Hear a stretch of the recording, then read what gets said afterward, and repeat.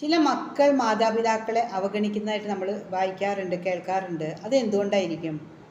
ചില മക്കൾ, അതായത് 2 3 ആൺമക്കളുണ്ടെങ്കിൽ ആ മക്കൾ വിവാഹം കഴിഞ്ഞ് വരുമ്പോൾ ആ മരുമക്കളെ തരംതിരിച്ച് കാണിക്കുന്നത് ചില മാതാപിതാക്കളുടെ ഒരു സ്വഭാവമാണ്.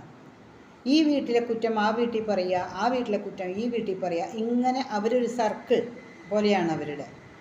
അത് ആ മക്കൾ തമ്മിൽ പരസ്പരം ഒന്ന് സംസാരിച്ച് തീരുമ്പോൾ അവർക്ക് മനസ്സിലാക്കാൻ പറ്റും, ഇത് നമ്മുടെ മാതാപിതാക്കൾ തന്നെയാണ് ഈ സഹോദരന്മാരുടെ ഈ ഒരു ഇതിന് കാരണം എന്നുള്ളത്, അല്ലേ?